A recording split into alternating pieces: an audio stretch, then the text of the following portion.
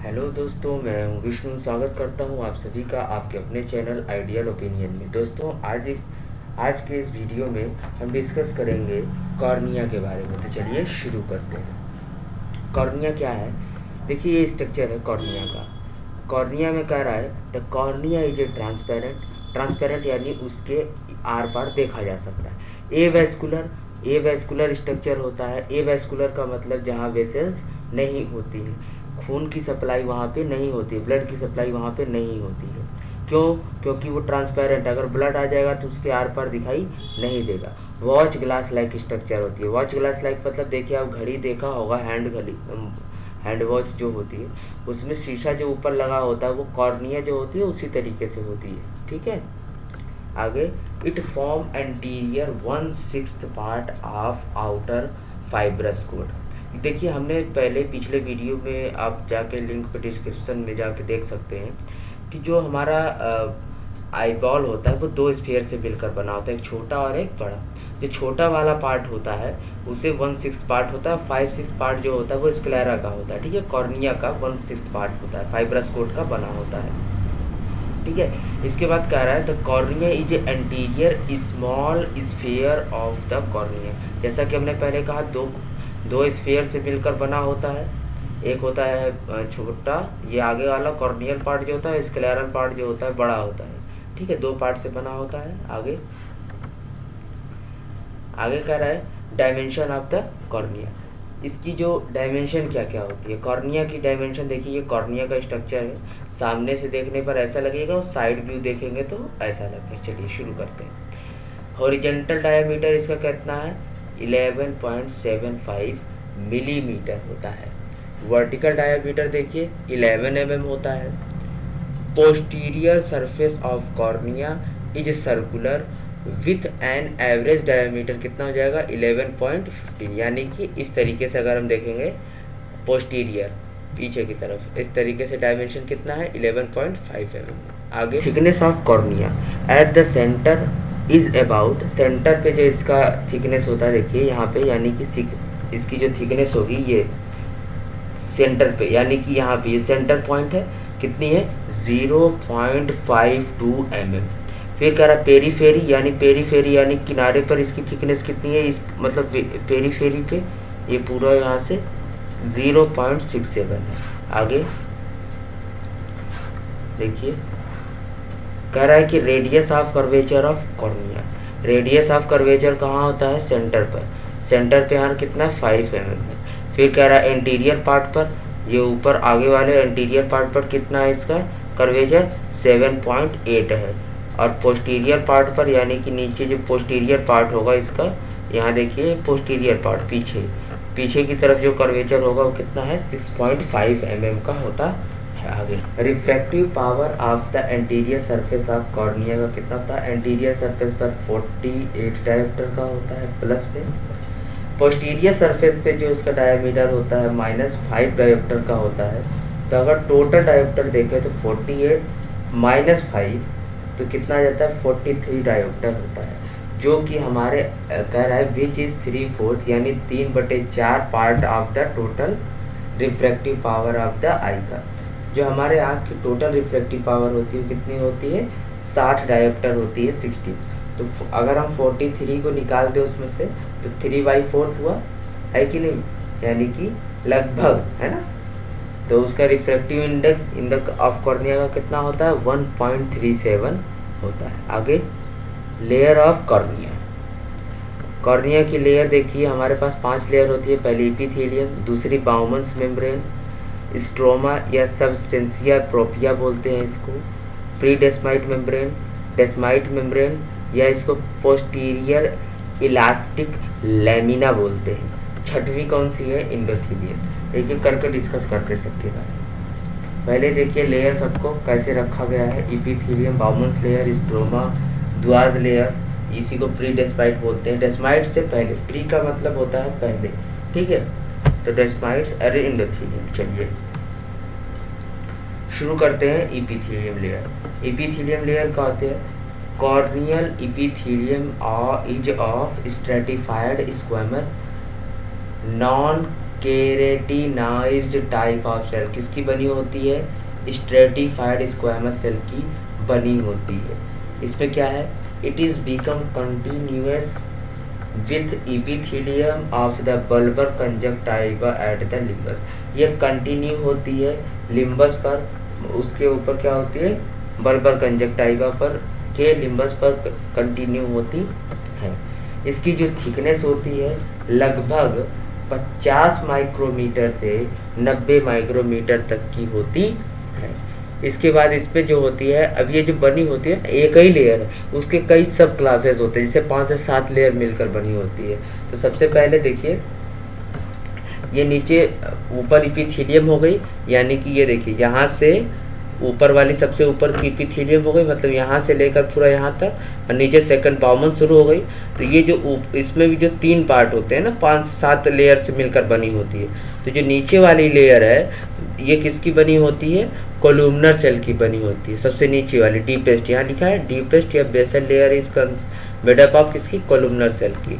फिर कह रहा है मिड, जो बीच वाली लेयर 2 से 3 लेयर इज विंग या अम्ब्रेला सेल की बनी होती है। ये जो 2 3 है ना, 1 2 और ये 3, 2 से 3 किसकी बनी होती है? विंग या अम्ब्रेला सेल की बनी होती है। फिर ऊपर वाली कह रहा है most superficial 2 layer flattened cell की बनी होती है। ऊपर वाली देखिए ये दोनों लेयर कैसी है?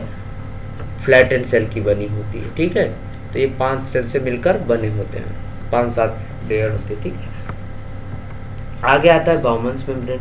बाउमन्स मेम्ब्रेन क्या है? This layer is consist of, इसमें क्या क्या चीज़ें शामिल होती हैं? A cellular mass of contents collagen fibre, इसमें कोलेजन फाइबर शामिल होता है। It is not true elastic membrane, ये ट्रू इलास्टिक नहीं होती है।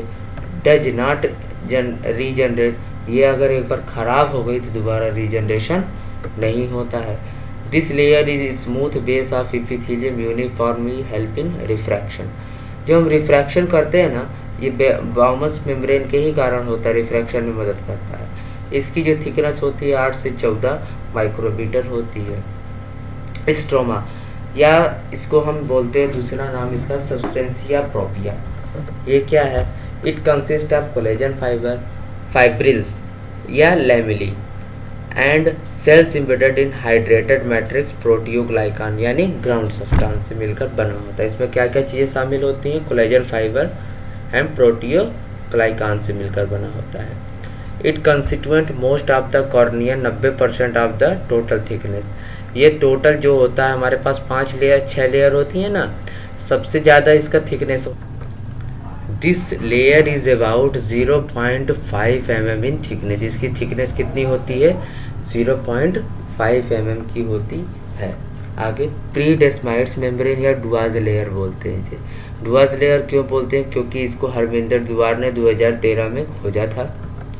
It is a cellular structure, ये कैसा होता है? ए सेलुलर स्ट्रक्चर होता है। It is very strong and impervious to air, very strong होता है। और इसकी थिकनेस कितनी है? अबाउट 15 mm थिकनेस होती है। आगे डेस्माइड मेम्ब्रेन या पोस्टीरियर इलास्टिक लैमिना क्या होता है? It is a strong homogeneous layer of cornea, cornea की स्ट्रॉन्ग लेयर होती है। When destroyed this layer is regenerate, अगर ये एक बार ख़राब हो गई तो फिर रीजनरेशन इसका हो सकता है। It is very resistance to chemical agent, trauma, infection and pathological process. Very resistance होता है, रेजिस्टेंस करना यानी कि रोकता है किसको? केमिकल एजेंट, कोई आ गया बाहर से, कोई चोट लग गई उसको, कोई इन्फेक्शन हुआ, पैथोलॉजिकल प्रोसेस हुआ, तो सबसे ही हमारी आँखों को बचाता है। कौन सा? Descemet's membrane.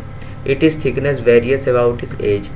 इसमें देखिए जब बच्चा पैदा होता है तो इसकी थिकनेस डेस्माइड्स मेम्ब्रेन की जो बच्चे में होती है वो 3 माइक्रोमीटर की होती है। जब आदमी बड़ा हो जाता है, एडल्ट हो जाता है, यंग हो जाता है, तो उसकी कितनी होती है? 10 से 12 माइक्रोमीटर की थिकनेस हो जाती है। आगे हम बात करते हैं इंडोथीलियम की। It consist of single layer of flat polygonal, इसमें क्या होता है? एक पॉलीगोनल सिंगल लेयर इसमें शामिल होती है। हेक्सागोनल मेनली हम मानते हैं, ठीक है, पॉलीगोनल में। इसमें क्या होता है? इसकी डेंसिटी जो होती है अबाउट 6000 सेल्स पर मिलीमीटर स्क्वायर होती है, यानी 1 मिलीमीटर में कितने सेल्स आते हैं? 6000 सेल लगभग आ जाते हैं। Endothelium cells are best evaluated by specular microscopy. ठीक है, एंडोथेलियम सेल जो होती है बेस्ट कहाँ पे होती है? इवेल्युएटेड माइक्रोस्कोपी पर। Endothelium also contain an active pump mechanism. इसमें एक्टिव पंप मैकेनिज्म इन्वॉल्व होता है, का शामिल होता है।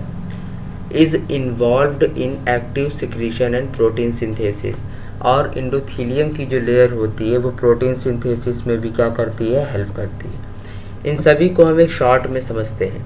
देखिए, एपिथेलियम की जो लेयर होती है, शॉर्ट नोट एक तरीके से, एपिथेलियम की जो थिकनेस होती है 50 से 90 माइक्रोमीटर की होती है। ये रीजनरेशन इसमें हो सकता है। और ये किसकी बनी होती है? स्ट्रैटिफाइड स्क्वामस सेल की बनी होती है।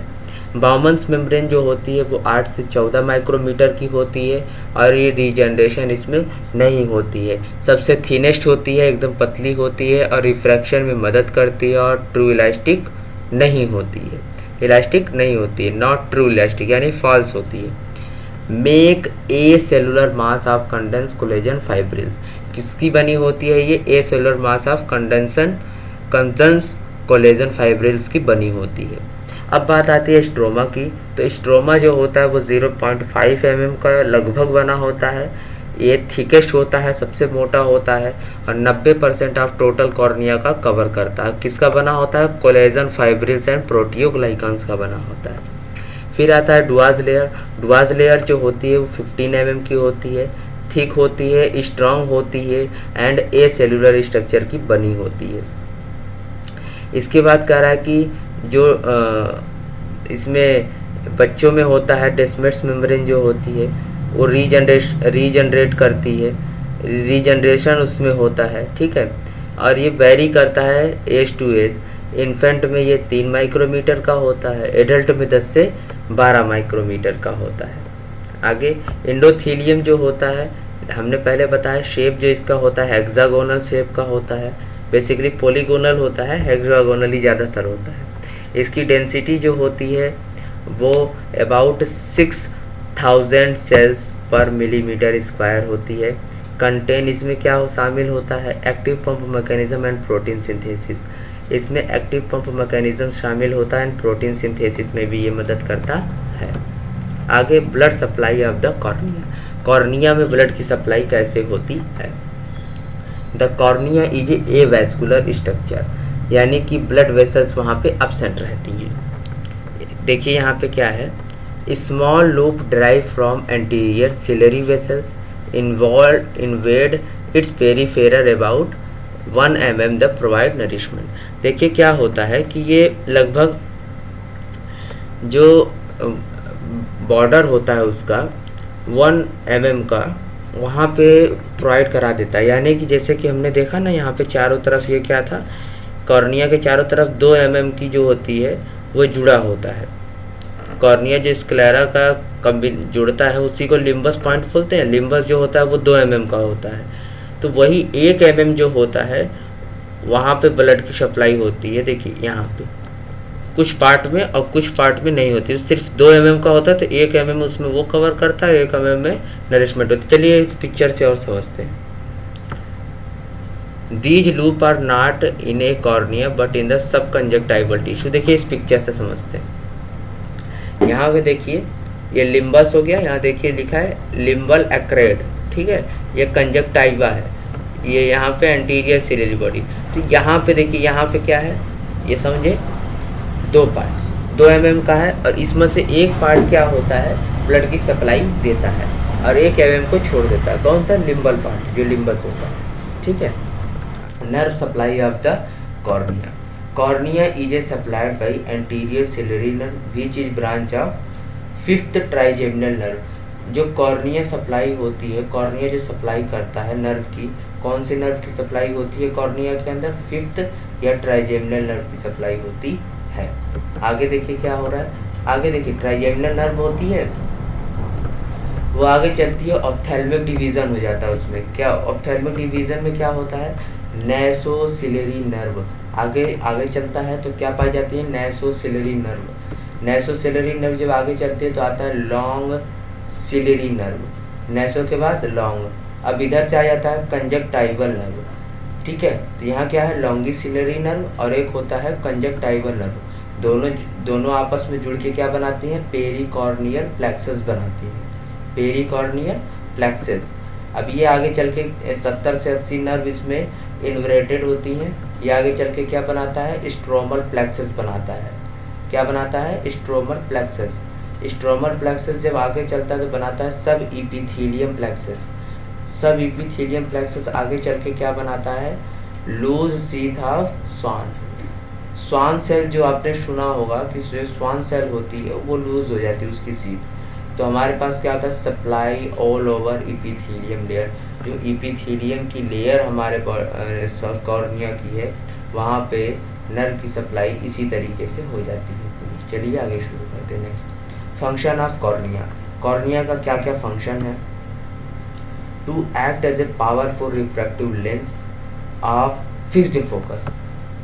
किसी फिक्स फोकस की रिफ्रैक्टिव लेंस पावरफुल की तरह एक्ट करता है। किसकी तरह, पावरफुल रिफ्रैक्टिव लेंस की तरह, जैसे लेंस करता है उसी तरीके से। क्यों, क्योंकि भाई 43 डायप्टर का तो यही हमारे आँख का है कि नहीं, cornea.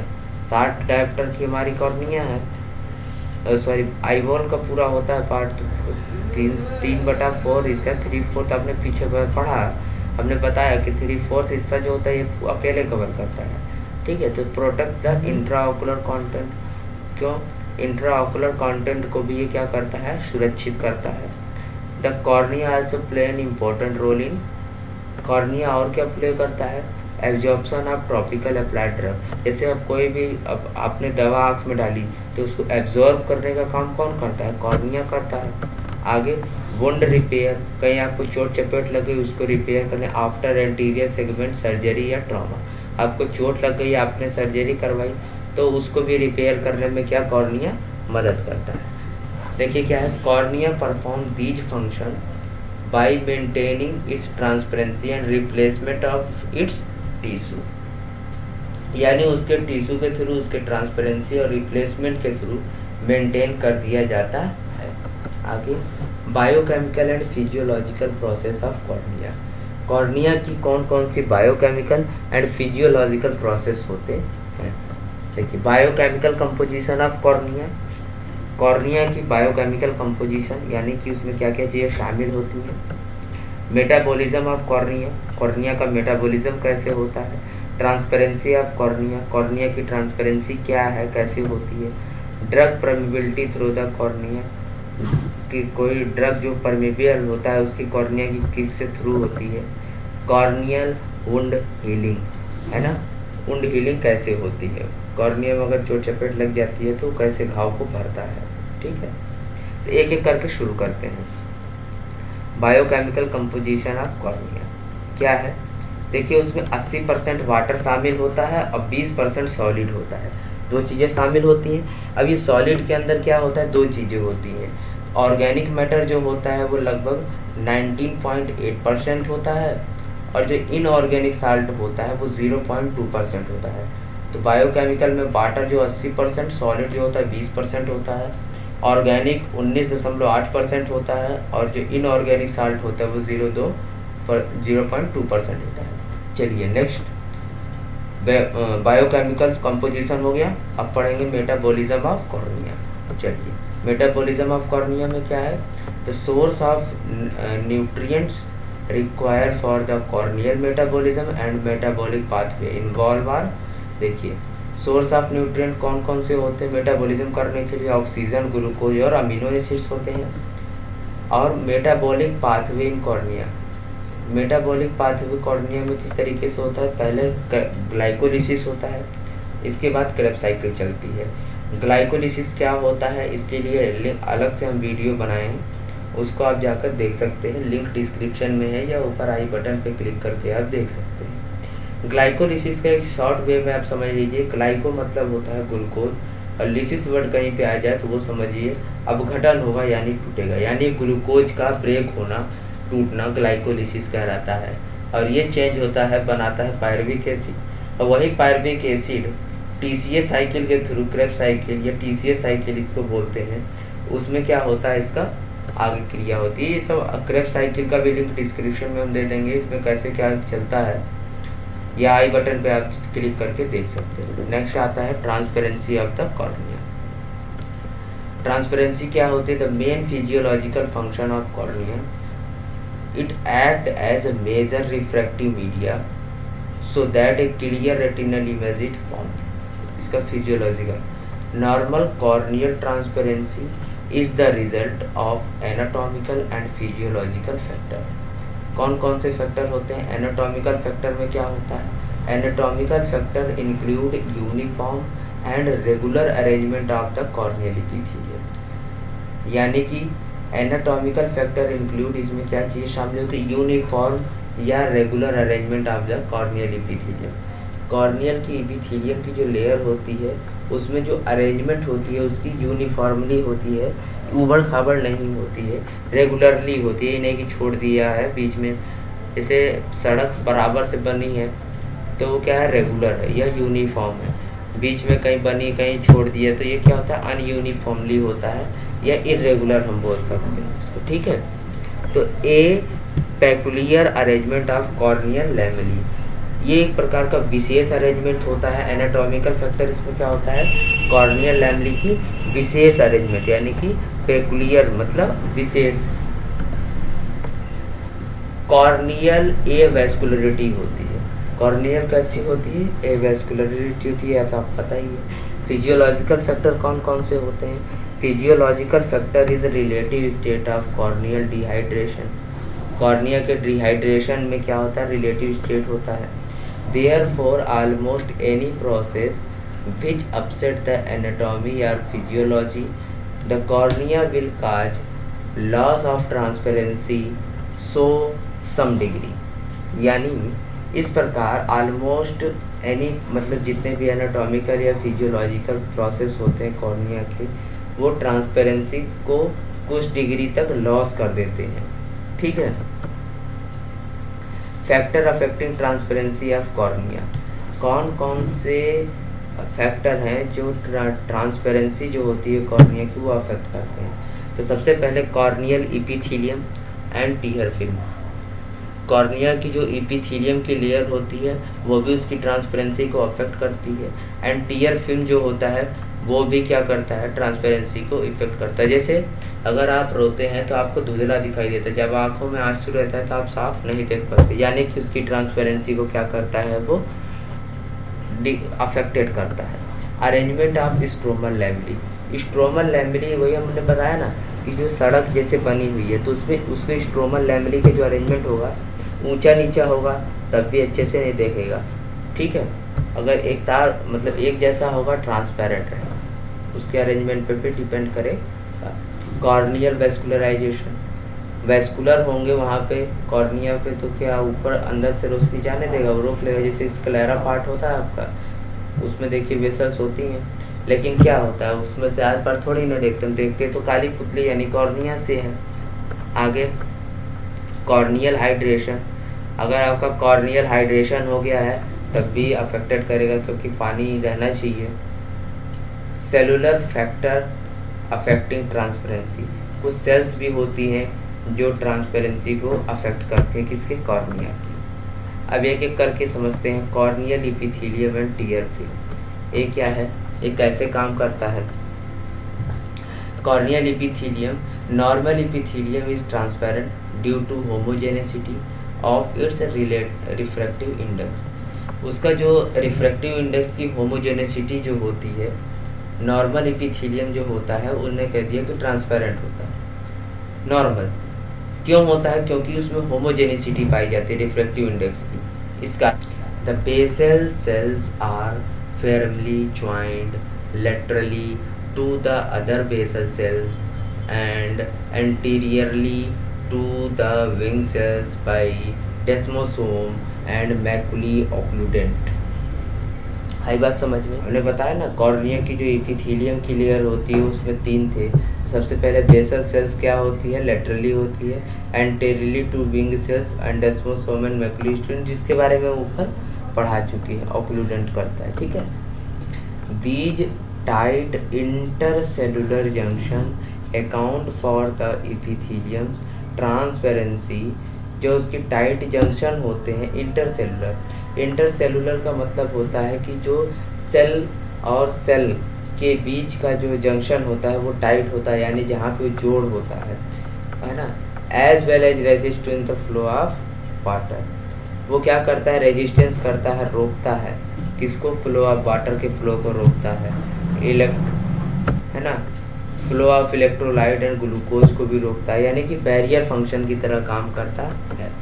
Normal precorneal tear film play an important role in maintaining the transparency of epithelium. Epithelium की ट्रांसपेरेंसी को कौन मेंटेन करता है, टीयर फिल्म भी मेंटेन करने में मदद करता है। अगर टीयर फिल्म आंसू प्रोड्यूस करने लगेगा तो देखते हैं कभी आंखों में आंसू रहता है तो आपको धुंधला दिखाई देता है, ठीक है। आगे arrangement of stromal lamellae. Stromal lamellae का जो अरेंजमेंट होता है उसके कारण भी ट्रांसपेरेंसी होती है। इसको 2 लोगों ने बताया था, मॉरिस थ्योरी एंड गोल्डमान थ्योरी, ठीक है। मॉरिस ने क्या कहा, आइए समझते हैं। मॉरिस ने कहा, मॉरिस इन 1957 यानी 1957 propose that the cornea is transparent. इन्होंने कहा 1957 में कि कॉर्निया जो होती है ट्रांसपेरेंट होती है। क्यों होती है, क्योंकि ऐसा क्यों होता है, क्योंकि uniform collagen fibrils are arrangement in a regular lattice way, यानी कि जो कोलेजन फाइब्रिल्स होते हैं उनका जो अरेंजमेंट होता है वो रेगुलर लैटिस वे में होता है। Scattering light is destroy by the mutual interference. Interference के लिए अलग से वीडियो हम बनाए हुए हैं, लिंक डिस्क्रिप्शन में है। इंटरफेरेंस क्या होता है जाके आप देख सकते हैं। लाइट की स्कैटरिंग क्या है वो इंटरफेरेंस वगैरह में पीछे वीडियो में बताया गया है। आगे loss of transparency will result. जो ट्रांसपेरेंसी होती है लॉस, अगर हमारी ट्रांसपेरेंसी कम हो जाए, किसकी, स्ट्रोमल लैमेली की थ्रू, यानी कि स्ट्रोमल लैमेली के थ्रू हो रही है।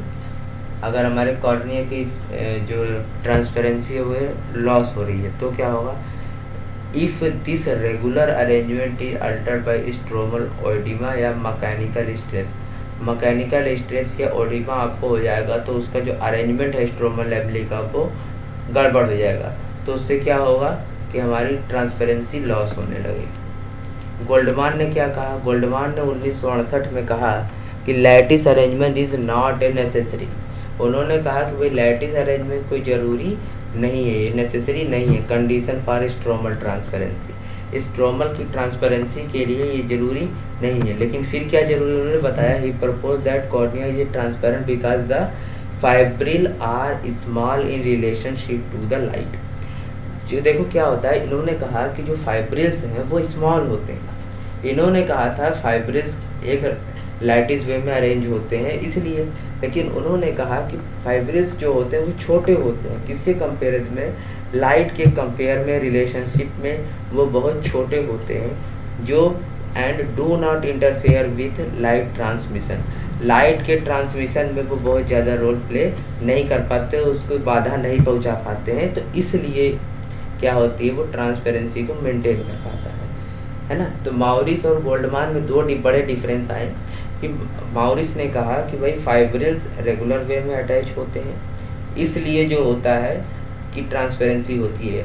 फिर 1968 में गोल्डमान आए, गोल्डमान ने कहा कि भाई ऐसी बात नहीं है, फाइब्रिल्स जो होते हैं उसका स्मॉल साइज होता है, उसके कारण जो होता है ट्रांसपेरेंसी को अफेक्टेड नहीं करता है, ठीक है।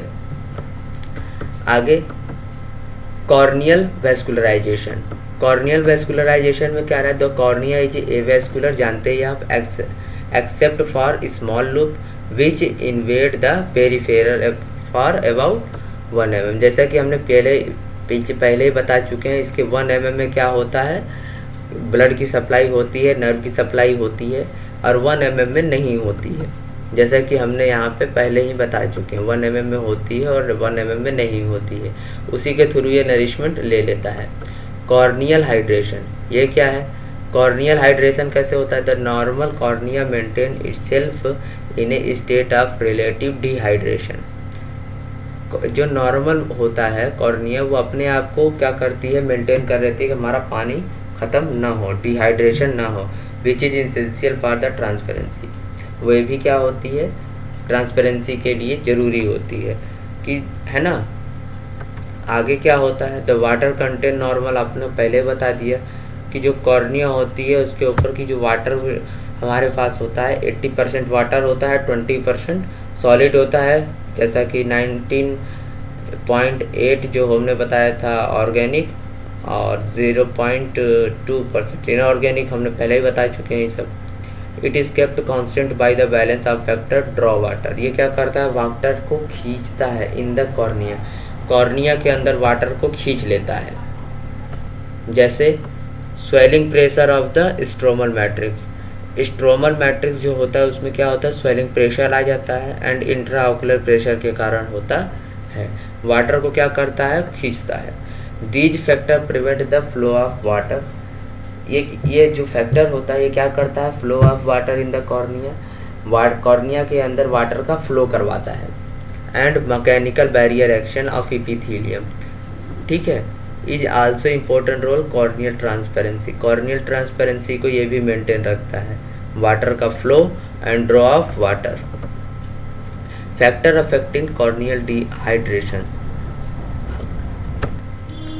कॉर्निया के हाइड्रेशन में कौन कौन से फैक्टर अफेक्ट करते हैं? आइए देखते हैं। स्ट्रोमल स्वेलिंग प्रेशर, है ना, स्ट्रोमा जो स्ट्रोमल लेयर है उसमें क्या होता है? स्वेलिंग प्रेशर ना आए। Second, barrier function of epithelium and endothelium. Epithelium and endothelium के जो बैरियर फंक्शन होते हैं वो। Hydration control by active pump mechanism in endothelium. Active pump mechanism किस में चलता है? इंडोथीलियम में चलता है। वो भी क्या करता है? कंट्रोल करता है। Evaporation of water from the corneal surface, है ना। इवोपरेशन का मतलब क्या होता है कि सरफेस कॉर्निया के ऊपर से ही नहीं, कि है ना, पानी जैसे कि ओठ हमारे सूखने लगते, धूप में गए, वाष्प बन के उड़ गया, लेकिन आँखें देखिए कभी सूखती हुई जल्दी नहीं सूखती हैं। इंट्राओकुलर प्रेशर होता है, उसके कारण भी हाइड्रेशन अफेक्ट होता है।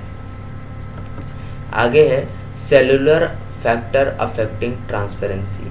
कौन कौन से सेल्स हैं जो ट्रांसपेरेंसी को अफेक्ट करते हैं?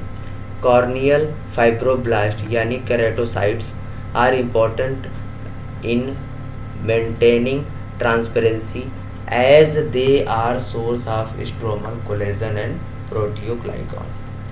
जो स्ट्रोमल का कोलेजन होते हैं एंड प्रोटियोग्लाइकॉन जो होते हैं, ये किसके सोर्स होते हैं? ट्रांसपेरेंसी को मेंटेन करने में मदद करते हैं, फाइब्रोब्लास्ट के, ठीक है। कौन कौन से सेल्स? जो कोलेजन सेल्स होते हैं, प्रोटियोग्लाइकॉन सेल्स जो होते हैं। कॉर्नियल फाइब्रोब्लास्ट, कॉर्नियल फाइब्रोब्लास्ट यानी ब्रैकेट में लिखा है केराटोसाइट। जो केराटोसाइट सेल होती है are important in maintain transparency. Fibroblast cells जो होती हैं, और या इसको हम बोलते हैं केराटोसाइट सेल जो होती है, ये ट्रांसपेरेंसी को बेहतर बनाती है। As they are source of stromal collagen, जैसे कि हम कह सकते हैं stromal collagen and proteoglycan cells सुने ना, वो भी मदद करते हैं। आगे ट्रांसपेरेंसी हो गई। Drug permeability through the cornea, across cornea. Topically instant medicator largely penetrate intraocularly through the cornea. Cornea के ऊपर हमने क्या किया? कॉर्निया के थ्रू हम क्या कराते हैं कि कोई भी दवा आँख में डाली, टॉपिकली कुछ भी डाला तो वो उसको क्या करता है? बचाता है। ये होता है ना कि मतलब गड़बड़ी नहीं होने देता है, जहाँ जाना है दवा को सही जगह पहुँचा देता है। ये कॉर्निया का काम होता है। Corneal wound healing, wind healing में भी मदद करता है। कौन कौन से? जैसे epithelium, stroma, endothelium and vascularisation, ठीक है। Thank you very much.